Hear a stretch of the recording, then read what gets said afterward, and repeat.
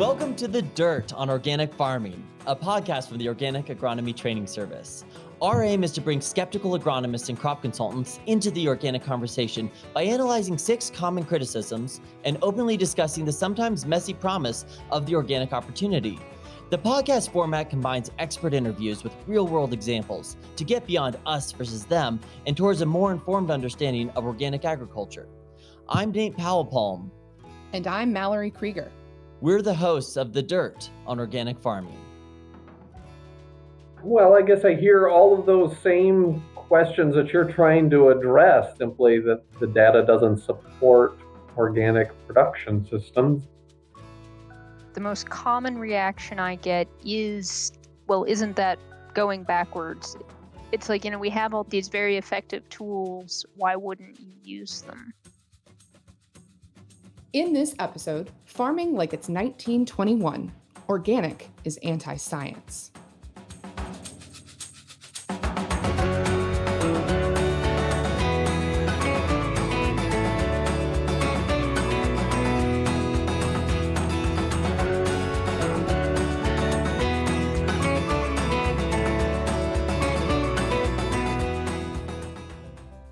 General Mills is a proud sponsor of oats. As the largest producer of natural and organic packaged food in the U.S., the company is committed to supporting farmers in transitioning to organic and promoting continuous improvement of organic standards and practices. Learn more at generalmills.com. Oats is brought to you with funding support from Stonyfield. As the country's leading organic yogurt maker, Stonyfield takes care with everything it puts into its products and everything it keeps out. By saying no to toxic, persistent pesticides, artificial hormones, antibiotics, and GMOs, Stonyfield is saying yes to healthy food, healthy people, and a healthy planet for 38 years. Stonyfield is a certified B Corp and is also helping to protect and preserve the next generation of farmers and families through programs like its direct milk supply and Wolf's Neck organic training program, as well as Stony Fields, a nationwide multi-year initiative to help keep families free from toxic, persistent pesticides in parks and playing fields across the country. Welcome to episode 3. In the first 2 episodes of this podcast, we explored the pressing issues of tillage and weeds in organic agriculture. In this episode, we're going to zoom out and explore the criticism that organic has a rough relationship with science. I spend a lot of time with farmers who farm organically, and I see some of the most amazing innovation and creativity in the way that they maintain high productivity and how they turn a profit, all while stewarding the environment. And when I think about all of those benefits, both to the farmers and to the environments that organic production practices bring, it really draws to mind some conversations that I've had with a cousin of mine. This cousin is a conventional grain farmer, and I've been talking with him for years about organic farming practices and have been really trying to get him to consider transitioning. But he absolutely will not consider transition. And when I ask him why, his answer to me is that he wants the benefits of 100 years of farming research. He doesn't want to farm the way that our grandpa did. And so this makes a lot of sense to me when I think about his personality. He is an engineer by training. He loves data and he loves research and technology. And when he looks at all of the innovations that have happened over this past century in agriculture, he doesn't see a place for that in organic farming. Well, I think this is such an interesting criticism too, because when I examine my own farming practices, I just don't see a lot of similarities between how I farm and how they farmed 100 years ago. A lot of the tillage equipment I use wasn't even invented 100 years ago. And I think when I look at my rotation, there's a lot of plants in my rotation, a lot of different crops that weren't adapted to Montana. They weren't grown in Montana really 100 years ago. And so I think when we talk about innovation, I'd like to also kind of zoom out even a little bit further and talk about there are lots of advancements in areas other than just chemistry in organics. Well, to unpack this dense topic, I reached out first to Dr. Clair Keene. She's an extension agronomist with North Dakota State University, where she supports organic and conventional farmers with their questions on crop management. I'd like to start with just acknowledging that organic farmers are certainly the folks working in grain production, so corn, soybean, wheat, other small grains, and then certainly in states like North Dakota and South Dakota, those organic farmers are working at a large scale. It may not be as large as their conventional neighbors, but there are organic farmers managing 1,000, 2,000, 3,000 acres. And so they are using large tractors, large air seeders, and then their tillage equipment and weed management tools are at a scale appropriate to the scale that they are farming. And so that is extremely different from how things were done 100 years ago, when someone might be pulling a two bottom plow with, a couple of horses. 100 years ago, even people taking advantage of the most current technology of their day were managing maybe 80, 100, 200 acres. There's some exceptions to that, but it was at a smaller scale with very different equipment. Modern organic farmers are using large scale equipment. They're certainly taking advantage of precision agriculture and using um, not only auto steer, but RTK and other precision planting and field management equipment, keeping track of things with yield maps, looking for differences in soil type, and thinking about how to manage perhaps different areas of their farm differently. So the certainly the equipment really isn't that different in terms of scale, and then taking advantage of all the improvements we have with our modern, planting equipment. You get much more accurate seed placement, the ability to meter seed appropriately, and get more accurate plant populations. Organic farmers can take advantage of all those things, and they do, especially if they're working at those larger scales in grain production. While organic takes advantage of the same mechanical technology advancements as conventional agriculture, something that's really important to look at is the framework that underlies the questions that conventional agriculture research asks, and how that might not be the right approach. Well, speaking for myself personally, I would hope that I would never come across as telling someone, who's not farming organically, that they're wrong, because I don't think that's true at all. I think that there's an amazing amount of benefits that have come from the model of conventional agriculture currently practiced on most of the acres in the United States. We have, generally pretty high yields and very consistent quality, and it has allowed the development of a food system that generally has access to pretty cheap inputs. And I think that it's both good and bad. It's good from the perspective that Americans in general don't spend, nearly as much of their earned income on food as people in other countries, and so it frees up our income for other things and other sectors of the economy. Yet it also feeds into generally speaking, low prices for those commodities that farmers produce, and feeds back into the cycle of producing crops with a low profit margin per bushel, and so needing to produce more bushels and needing to manage more acres to try and make it work. But so there are a lot of things that that model doesn't account for. So yeah, we've gotten really good at doing large scale corn, soybean, and wheat production using a lot of synthetic fertilizer and pesticides. And we're now seeing the consequences that has for the environment. So, whether that's, again, nutrient loss to our water bodies, or the loss of biodiversity, in my opinion, those are very important concerns that need to be addressed. And organic agriculture is a way to mitigate some of those environmental impacts. And so, a system where we're deriving more benefits from a more intact ecological system supporting crop growth rather than relying on fertilizer and pest control products brought from other places to do those needed services in a crop field. I think that's a direction that agriculture is going to need to move as quickly as possible, given the challenges that we're facing. Dr. Keene went on to offer an example of this reactive versus systems approach.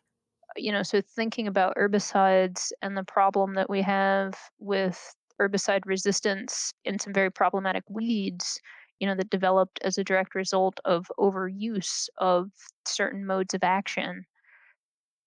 To me, it's then a little bit challenging to continue to think about herbicides as the most effective tool in the long term for managing weeds, because I think it's a mix of practices, even with conventional farmers I work with, rotating modes of action, being more strategic about what you apply and when, and making sure you have a diversity of active ingredients.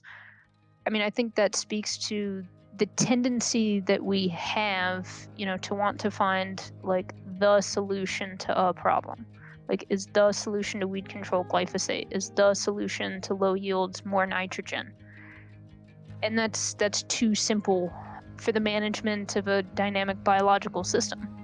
And so whether you're in conventional or organic, we need to be thinking about a bigger toolbox. And in organic, because the toolbox doesn't have synthetic pesticides and fertilizers, then we're using, I wouldn't say fewer tools, we're just using different tools to address the issues of weed management and pest management and fertility.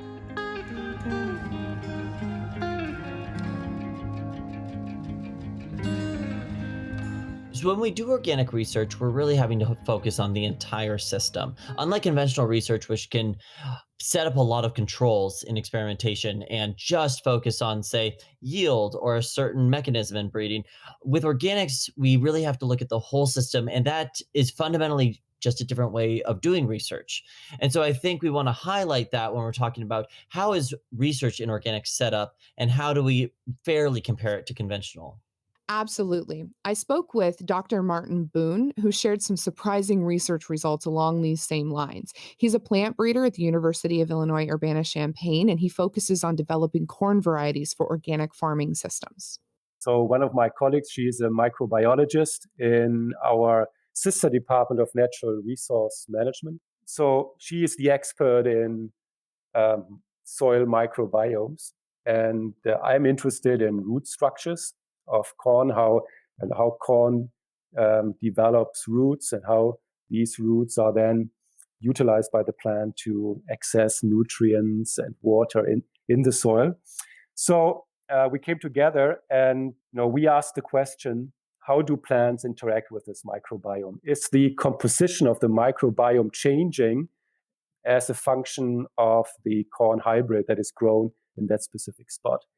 And we started to look into this by first getting soils from the field and putting these into pots in the greenhouse. And we selected hybrids that were kind of important in the 50s, the 60s, 70s, 80s, 90s, and 2000s. And we evaluated these in these soils that we got from the field. And we evaluated the performance of the plants, and my colleague actually looked into the changes in the microbiome. And we were focusing specifically on the microbes that are involved in the nitrogen cycle. So where are the nitrifiers, where are the denitrifiers, and how do they change in composition according to the plants or the hybrids that are growing in these spots. And we found that over the decades, the number of nitrifiers were changed by the hybrids. So we had a positive relationship at the early hybrids. They actually increased the nitrifiers within their root system environment. So there were more nitrogen fixing bacteria available in these root systems. Whereas in the modern hybrids, we didn't find that. here actually there was the trend that the denitrifiers actually increased, and they are involved in the leaching of the nitrogen into lower parts of the soil. And we studied this further because as I mentioned, that's an interaction. So the plants need to, in order to change the microbiome, they have to provide the microbiome with some chemicals that promote their growth. So to make the long story short, what we deduced was that over time, in the development of our modern hybrids, we lost some ability of the plants to positively interact with the microbiome. And it might be necessary to go back in order to recover these characteristics that we might want to see in our hybrids, so that actually have these positive impacts on the microbiome. The interesting thing is these effects might be small per plant, but when we grow millions and billions of corn plants in the Midwest each summer, so overall, the effect might be huge that we can reach with these changes in the microbiome and these interactions. I've got to say that as a farmer, that sort of research really just gets me so excited, because that's the sort of research that means we're able to address a lot of these questions about, do we get enough yield? How do we move forward on ultimately making organics a more profitable, viable system so more people can jump into it? Yeah, there is a lot of scientific research going on in organics that's investigating critical and complex questions. But a lot of those critical and complex questions are needing to be asked directly as a result of some of the consequences of conventional practices and decades of conventional practices. And when I think about why that is, it really seems to boil down to the framework that underlies conventional ag research. And that framework was created as a response to conditions of the world, over the last century.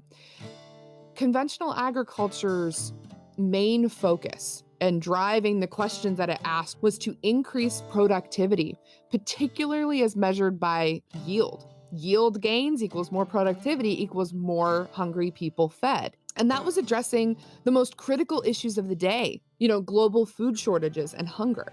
And I am not one to sit idly by and see man breed himself into a corner by increasing his numbers faster than food production is being increased. Norman Borlaug really comes to mind, and his research into hybridization, developing hybrid vigor, getting more yield out of the same plants. And his goal was to feed more people. And his research and the techniques that he developed saved more lives than almost any other technological advancement in human history. But it led ag research down a very narrow path where it ignored some of the additional foundational effects that agriculture has on human and environmental well-being, like water quality, soil impairment, habitat depletion. Research in the organic industry has really sought to build upon the research triumphs of plant breeders and agronomists in the conventional side, while also taking into account for the environmental and human health sacrifices that have resulted from the current conventional agriculture paradigm. And so if we look at that entire whole systems approach that research has to take in organics, one thing that we kind of have to back up and look at is that in order to get farmers to do these practices, there needs to be some sort of reward on the other side. If we're going to expect farmers to have lower yields and take a whole systems approach that's not just focusing on maximizing yield and maximizing inputs, we're going to need some sort of incentive. And so the National Organic Program ultimately was set up to provide that market-based incentive for organic farmers to engage in these practices. And so when we put these rules in place that prescribe what practices are allowed in organics, that's an opportunity to systematically communicate what those rules are via this seal, this National Organic Program seal. And so when customers are buying organic programs, they know that the products they're buying are meeting their expectations. And so that is directly an opportunity to support farmers who are doing this whole systems approach and give consumers a product they want in ultimately making a free market solution to this idea? That makes a lot of sense. But interestingly, I think that this is the source of a lot of the skepticism around anti science mentality in organic. And that it's born from the perception that this comprehensive list of do's and don'ts is too restrictive. And it causes, in practice, because there is that market based incentive, that it in practice causes farmers and the system to lose some of that original philosophical intent of whole systems approach and looking at all of the externalities and accounting for them, because now there's a profit incentive to be aiming for. And so I spoke to a researcher who holds some of that perspective, and I'll let him introduce himself. I'm Dr. Jonathan Lundgren. I'm the director of Ecdysis Foundation, I'm an entomologist and an agroecologist. I study insects and kind of where they fit within greater farming systems. But I'm also a farmer and a beekeeper and a rancher, a shepherd of sorts. So wear a lot of hats there. I worked for the USDA for around 11 years and received a presidential award for being one of the top young scientists in the country prior to leaving that and starting something totally new about 5 years ago.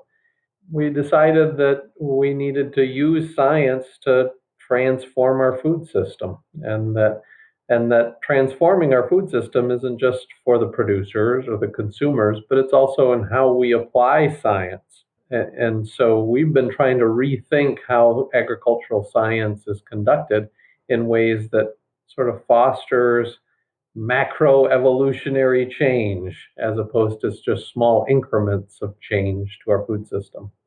So Ecdysis Foundation and Blue Dasher Farm is my current affiliation there.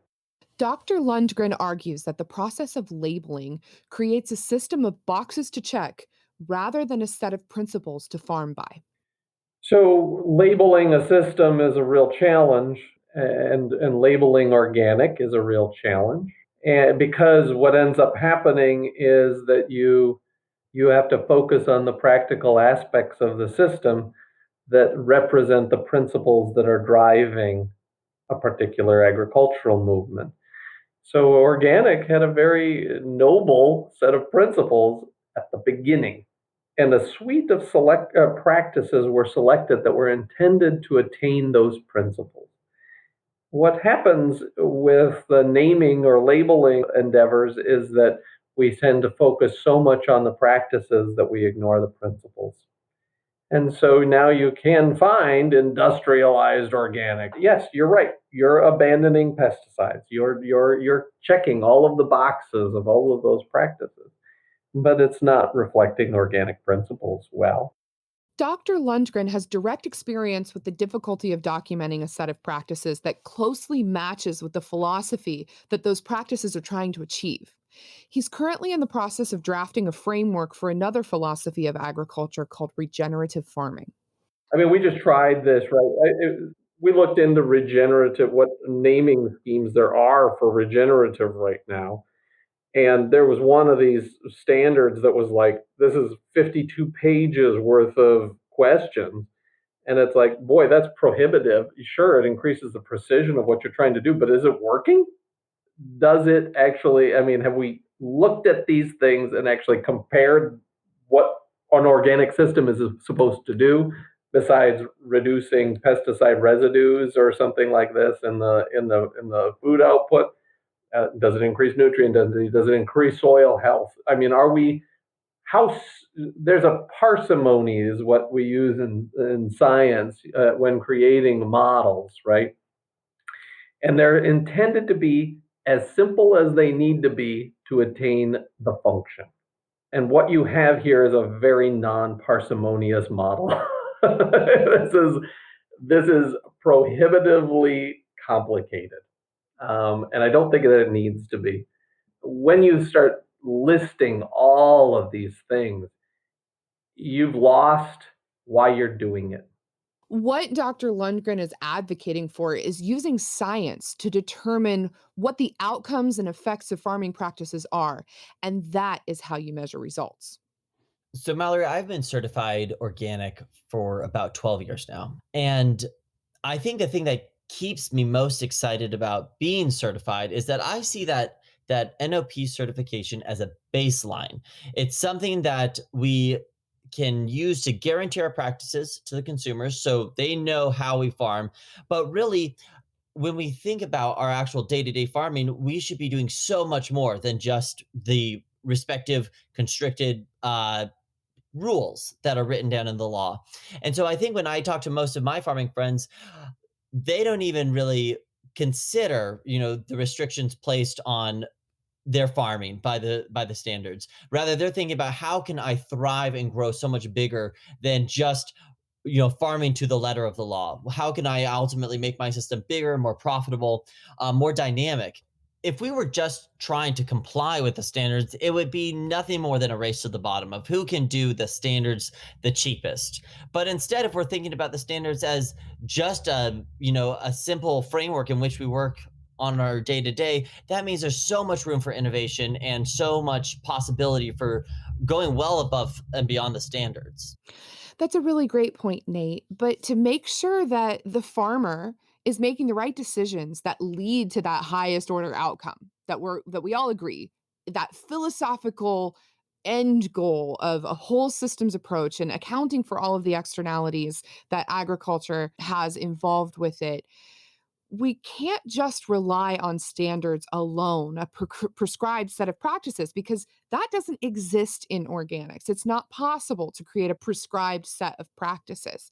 But really, what is needed to ensure that farmers are achieving that highest philosophical outcome is education.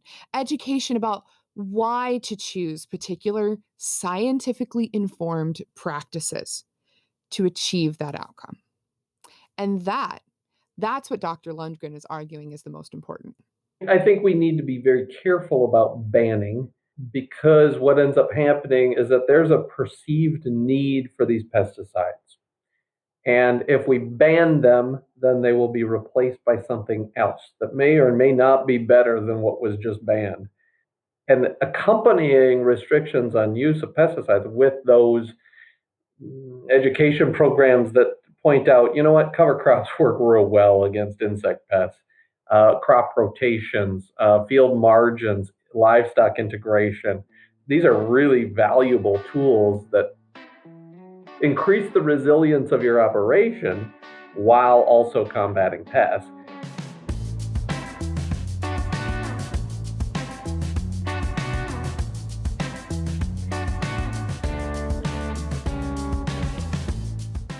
So you probably know what I'm going to say next, and I love the expertise that we've tapped for the beginning of this episode, but did you happen to reach out to any farmers to get their take on this topic? Yes, I did, Nate. I reached out to Bryce Irlbeck. He's a farmer in Iowa, and he and his family manage about 4,000 acres organically.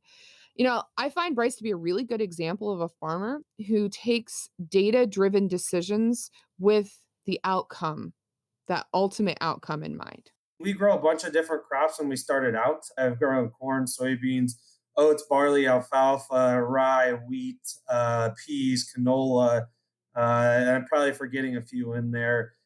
So we started with a wide blast to figure out what was going to work, and I can tell you we're about down to alfalfa and corn. We're playing with a little bit of different rotations, but we've really learned keeping it simple.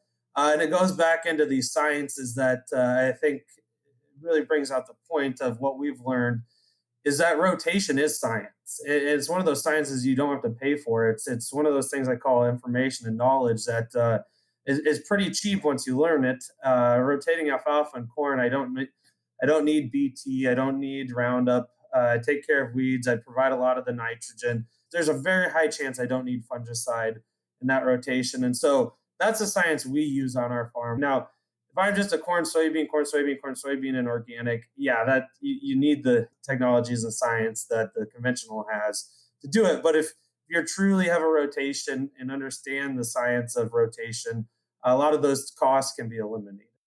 So clearly, Bryce takes a very scientific approach to his operation when thinking about how to employ different practices. In fact, he finds so much value in using data to make his farming decisions that he founded a digital platform and agronomy consulting business called AgriSecure. And with that business, he's developed a technology to help farmers put outcomes at the forefront of their decision making. Me and a few other partners that also farm organic in quite large scale, we quickly learned that all the data and information we're trying to capture, trying to do for organic certification, and all those things in between were quite strenuous and hard to do. I mean, we did it and we went through it and we got it done. But for all those hours of work, and including me and people that work with me and people that work with them, we really had no benefit out of it. We didn't learn anything from all this information we were putting in a shoebox or a binder or different things like that. That we were able to bring that into a digitalized form, do it a lot more efficient than what we were doing it, and then be able to utilize that data to understand what was working on our organic farm, what isn't working, and not worry about the certification process anymore. It kind of just happens with AgriSecure and the way that it's set up and that digital platform and the consultants behind it to make it happen. Then take that data and be able to better understand what's going on. So when we think about what we heard from Dr. Lundgren as far as the criticism of the standards, but also that ultimately to make this system work, we need more education. When I listen to how Bryce describes the work he and his group are doing, that's really the education farmers need. That's the data driven support that's going to make this whole system work. Bryce doesn't seem to be worried about the regulations. He's worried about how do you make the most out of farming organically and how do you spread that knowledge to customer farmers. Absolutely, Nate. And we need so much more of this service in the organic industry. Organic farmers are hungry for guidance and support to help them achieve the highest philosophical aims of the organic system. And, after talking to Dr. Lundgren and hearing the criticisms that he had about that organic certification system, I wanted to see what Bryce thought. Bryce is a farmer and a consultant, and so I asked him what he thought of the organic certification system, and he said all of it is worth it.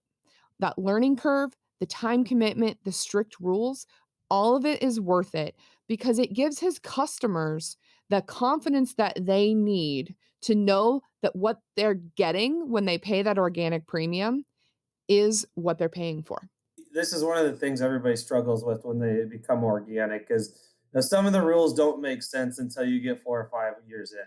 For example, one of the things that our partners and we always said is, after coming after 4 years of alfalfa and me going and plowing up a good soil that we built over the last 4 years by getting structure into it through the alfalfa, getting aeration into it. And, I got to go, I will have to go do deep tillage to kill it.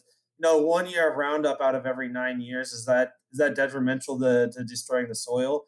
No, those are the things that we look at that, personally, I believe that, yeah, 1 year of Roundup would not hurt out of 10 years if I didn't destroy the soil where I was farming and do that. But the rules are there to allow people that are good managers that have the information and knowledge and learning and want to do things better for the most part. Now, not everything's 100% better. Don't get me wrong. There's some rules in there that are there for much broader reasons than what we look at. But if we had more relaxed rules, people would not get paid to learn and to understand and to better manage. We would be conventional farming again if everything was just as simple as going out and spraying something. So I can see both sides. I can understand, but the way that it's set up is better for the farmers that want to do it and want to do it right. So it seems like for Bryce that this 5 year learning period is a pretty crucial learning curve, and that over time he sees the value of the practices and understands better the connection between the practices and the outcomes he's ultimately aiming for. I know from my own experience that I would echo that 5 year learning curve. I think that we really hone in on, oh, I'm going to get through transition and then I'm going to be organic. And honestly, that is just not quite the finish line because you need a few years of being organic and running through your whole crop rotation and kind of working out the kinks before you feel like you've got it and you can run with this. So as you get deeper into being comfortable with being certified organic and raising organic crops, I think you do look to how can I improve? And so I'd be really interested in how science and research have changed the way Bryce farms. What's the future goal of how he's hoping to farm? Yeah, I think understanding how manure interacts with the soil, how we apply manure, how we apply compost, the difference between those, the biological systems in the soil is where the advancements are going to come because, and I think it's going to come on the conventional side too, I mean, the writing's on the wall. We're going to have to reduce inputs, reduce, runoff, all those type of things. No matter where we're at in the next 10 years, that's one thing we can pretty well guarantee is going to happen. So, in organic, we're seeing how to better utilize manure, when to apply it, how to apply it. Do we work it in? Is there a cover crop? Those type of information we need. Going down to what type of manure, compost, turkey, chicken, those type of manures. How much do we actually need to grow a crop? And when we bring those rotations in, so after alfalfa, we can cut our manure into almost a third of what we're doing that we've gathered on our farm. So we're at the point we're not diving into the this space here or this inch here or this inch here in the field, but it's more on a high level technology right now that as always we see it'll get narrowed down in the next years coming forward that I think will become more precise in precision agriculture, whether it's robotic weed control, things like that come along. We'll see those technologies get more narrowed and more specific into the future, and we're monitoring those and following those as they come along. So.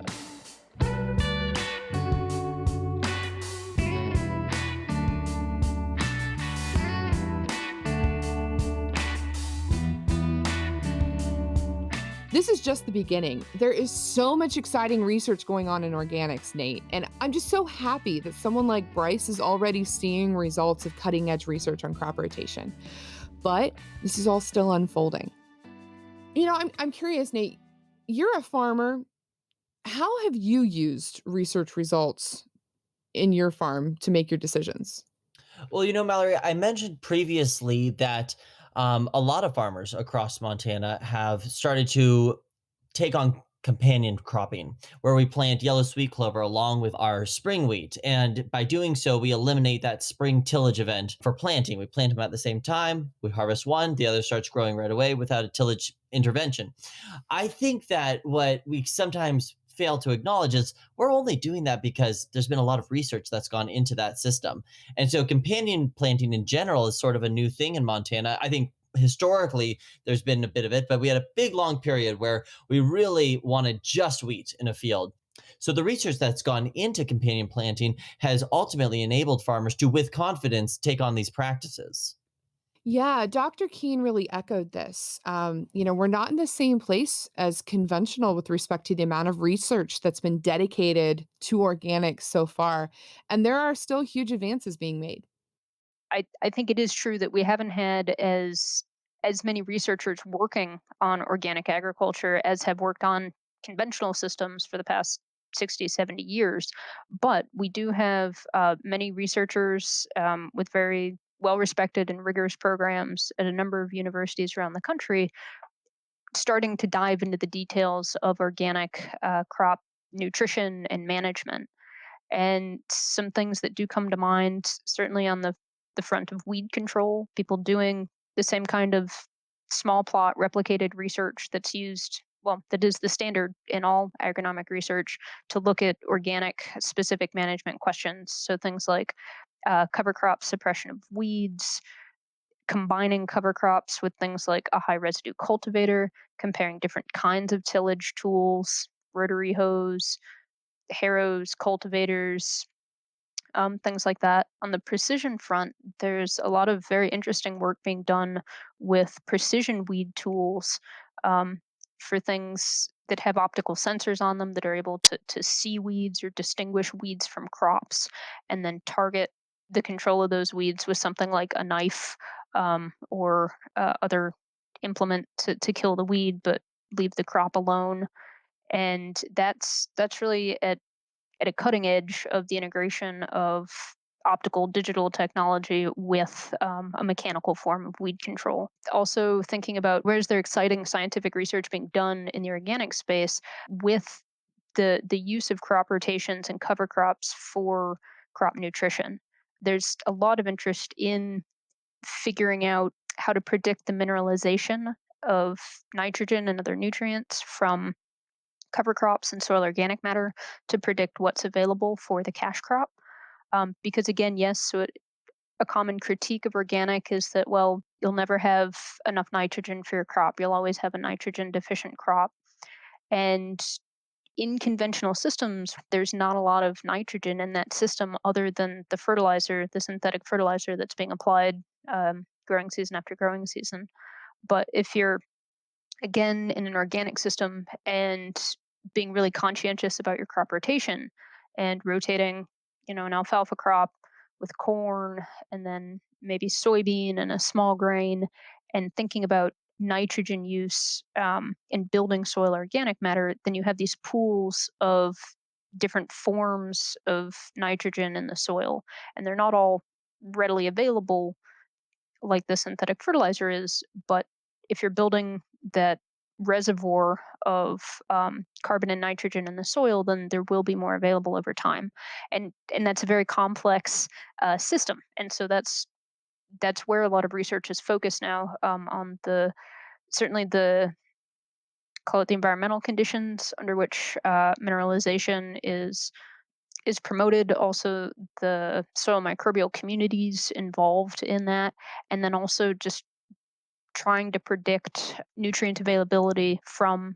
soil pools and then also from cover crop residues to subsequent cash crops to help organic farmers not only make better decisions about how much can they rely on their system for nitrogen, but then also if they have access to animal manures, how much animal manure then to apply to supplement the nitrogen and other nutrients that they're getting from their crop rotation and cover crops. It's important that these research programs gain more visibility.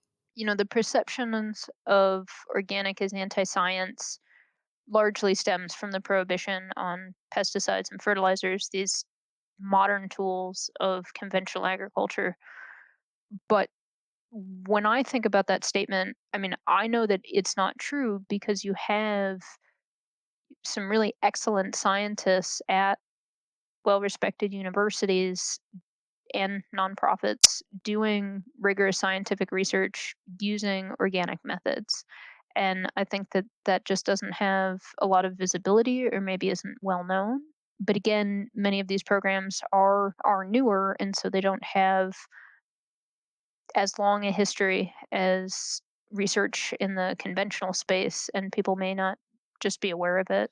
I want to point out that Dr. Keene just got to the heart of this episode.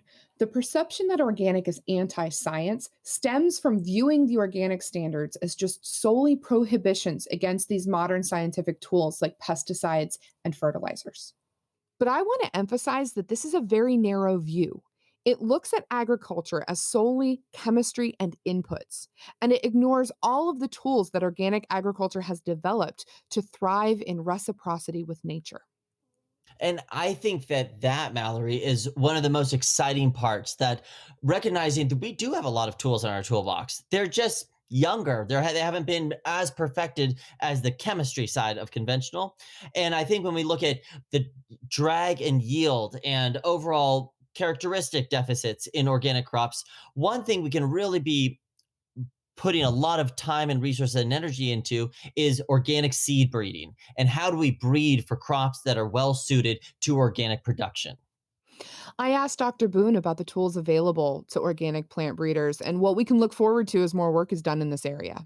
Farmers have very specific needs with regard to hybrids or other cultivars that they grow. They want that the hybrids that they grow are resistant because they don't have the luxury of spraying whenever something happens. So we are working here, for example, in natural resistance against the Western corn rootworm, for example. It's very difficult because some of these resistances are highly quantitative. So there are a lot of genes involved that have small effects. And in order to collect all these genes into one genotype, that takes time and is complex.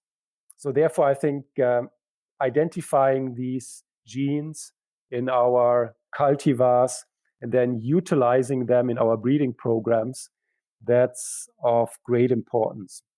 Then, we need to develop cultivars that have a rapid youth development. The spring is always variable. Sometimes it's cold and rainy. Sometimes it's, even snowy here in the Midwest. So if you want to grow something, that it needs to have a rapid youth development. And this is also of specific importance for managing weeds. So plants, in organic fields need to develop rapidly in order to be competitive right from the get-go. Lodging resistance in corn is important, and in other grains. We need to develop cultivars that are nitrogen use efficient. And what are the characteristics in plants that we need to change in order to make them nutrient use efficient? So a lot of research goes into this in order to figure out, what are the plant idiotypes that we need to look for that actually carry these characteristics. So that's really interesting when we think about that. The needs of organic seed and varieties is functionally different. And so is organic breeding different between conventional and organic? Yes, organic breeding is more complicated in some ways than conventional breeding because we're trying to breed in protective traits into our seeds that are responsive to the environment that already exists, while the conventional plant breeders are placing modified traits directly into the genetics of their varietals to have that plant optimized for an environment that they're creating with their whole package of chemical inputs.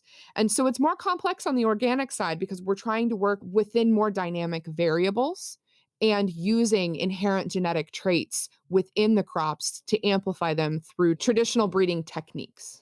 I think each farm is its special environment, and the question as a breeder is, how do you breed for that many diverse environments that we observe in the organic landscape? For conventional breeders, this is pretty simple in a way. They develop corn hybrids for environments, for the Midwest, for Illinois, for certain maturity regions. And then, well, it seems so that they use this hybrid, and then the environment is made perfect for growing that hybrid. And this is not possible in organic. So in organic, we need to develop crops that are positively exploiting interactions with the soil and the climate. And that takes a lot of effort and time. And I think in the US, we are right at the starting point of focusing on the development of these improved cultivars for organic that are closing the gap. Dr. Bohn emphasizes that we need to be investing heavily and quickly into the very different approach that is organic plant breeding before it's too late. We need to change things. So I think in this situation, we need to think of how to produce that what we need in a more regenerative way. Be very smart about exploiting these interactions that plants naturally build with their environment. And these interactions, they make me very excited about what I do. So, in our yield trials, we have corn that produces 350 bushels on an average, and it's amazing, 350 bushels. And the question is, how can we utilize that potential in a more ecological, sustainable manner? So I want that we produce corn here without destroying our environment. And there are also studies that look at the health of farmers. The health situation of farmers is not good. There's a lot of stress, a lot of depression. There's a lot of exposure to chemicals, and it's not necessary. That needs to change. And this year again, I can only speak for my nursery. I was surprised that there were no bugs. There are no insects. There are not even bad insects. There's no western cone rootworm beetle flying around. I didn't see a single butterfly.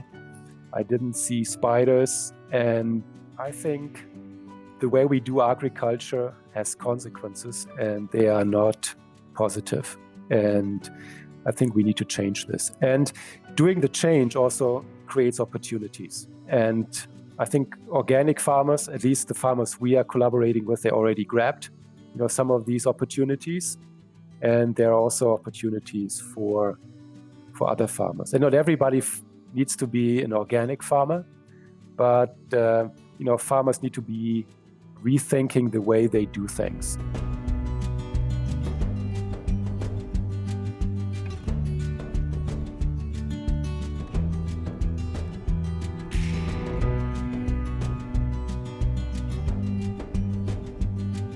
So we covered a lot of ground in this episode. In summary, what would you say the takeaways are? Well, Nate, I would say that I've got 3 main takeaways for this episode. The first is that organic is not farming like it's 100 years ago and like Grandpa did, because we have made so many advances when we look at the whole systems approach of agriculture. Organic is dealing with dynamic environments and many complexities of trying to work in reciprocity with nature. And we're using science to really solve these challenges head on. My second takeaway is that organic is not just about prohibitions. We are all about building a set of tools that aims for that highest philosophy of organics and also gives farmers what they need to manage their farms productively and profitably. And the third and final takeaway that I would offer is that we really need more investment in organic research to get us where we want to be, because we're just at the beginning. Organic is very new when it comes to the last 100 years of applying scientific rigor to advancements in agriculture. And so we've got a lot of work to do, and we're doing that work. So not only is organics not anti-science, really organics is embracing research and progress in a real way, and that there is this acknowledgement that there is so much research and work to do still, that organics is full steam ahead and really quite forward looking. Yes. And, that forward looking quality of organics has enabled Bryce to be forward looking on his own family farm, because farming organically has allowed him to see a future for his family farm. For us, it's finally getting paid for the knowledge that we have. At the end of the day, when our family looked at our bottom line and what kind of business we were able to have and what kind of conservation we were able to do and the things that we wanted to do on our farm, science wasn't actually making our farm that much better. It was farming the farmer. It was taking money from us. The companies that sold it to us were taking 99% of the value, and we were getting 1%. Where does that leave us? So yes, there's science that you can use in organic and conventional, and some things are good, but at the end of the day, for our family farming decision, it didn't leave us with much left to do the things that we wanted to do on the farm. We feel good at the end of the day about what we're doing and what we're accomplishing, and we're seeing a path forward to make it another generation on the farm that we just weren't seeing 5 years ago, 6 years ago. It seemed like the farm was going to die. I was going to get an off-farm job, and that was going to be the end of it. It doesn't seem like that now.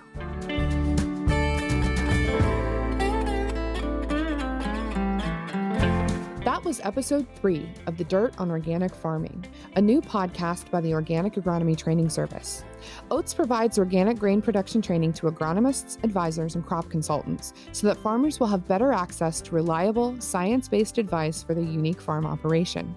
Special thanks to Bryce Irlbeck, Drs. Martin Bohn, Jonathan Lundgren, and Clair Keene. This episode was produced by Michaela Elias. For more information, go to www.organicagronomy.org. OATS is brought to you with funding support from Cliff Bar. Cliff Bar's journey to use organic ingredients started in 2003. We've learned along the journey that organic can be a catalyst for good. It is key to creating a healthier, more just, and sustainable food system for all of us.